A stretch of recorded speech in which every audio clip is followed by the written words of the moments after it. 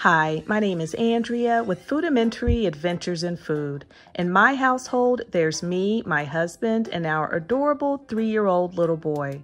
On our channel, you'll find simple and tasty recipes using everyday ingredients. All right, so I'm trying out a new recipe for hot dog chili. When I lived in South Carolina, I discovered that I love the way that South Carolina makes their hot dog chili, so I'm trying to replicate it today.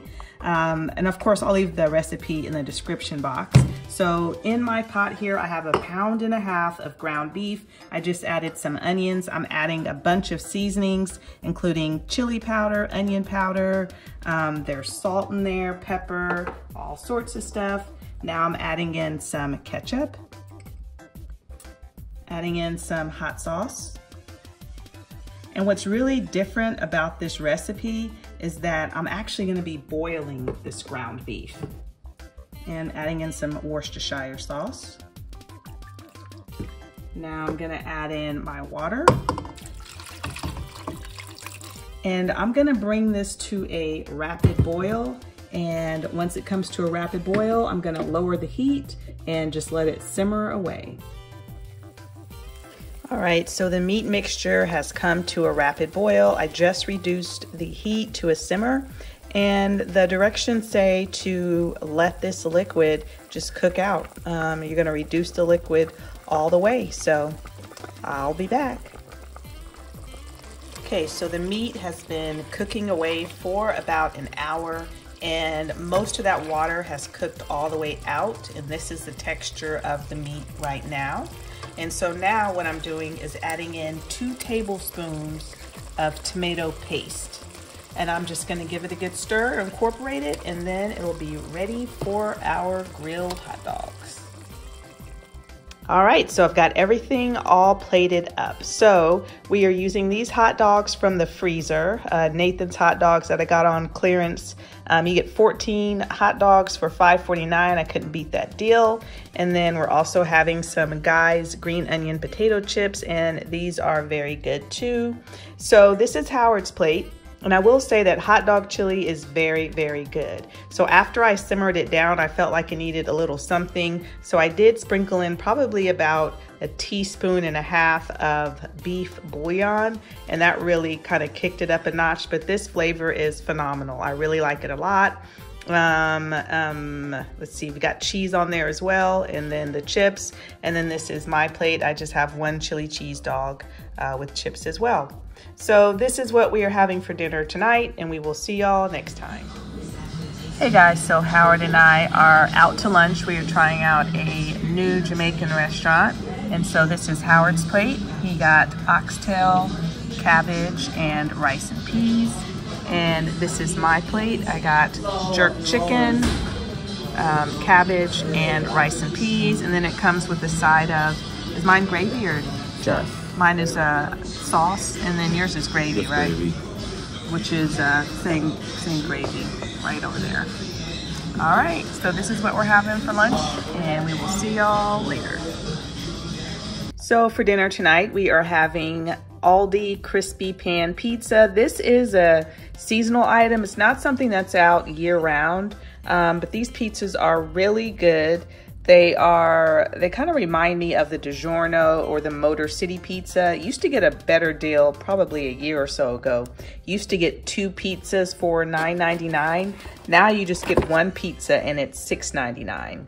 But anyway, quick and easy. Let me try to, it's still really hot. I was gonna try to show you the bottom, but it's still too hot. But anyway, this is what we are having for dinner tonight, and we will see y'all next time. Hey guys, so for dinner tonight, I am making crock pot roast. And in my crock pot, I have about 2 pounds of chuck roast. And I also sliced up an onion, and it's at the very bottom of the crock pot. And then I also had some mushrooms in my refrigerator that were going to go bad. So I sliced them up too. And this is what the onion soup mix looks like. I've never put, I don't think I've ever put mushrooms in my roast before, so I don't know how it's gonna go. And now I'm adding in 1 can of unsalted cream of mushroom soup. I'm just pouring that on top. And my pot roast, or not my pot roast, it's early in the morning, y'all. My crock, and my chuck roast, I just used some of this Kinder's Buttery Steakhouse blend, and I just seasoned it on both sides of the pot roast. And as you can see, I just added in my cream of mushroom soup, and I'm just spreading that right on top. And then I am going to cover this and let it cook low and slow for about 10 hours. Okay, so here is dinner all plated up. Here is the roast with the mushrooms, and the mushrooms taste fine. They're actually pretty good.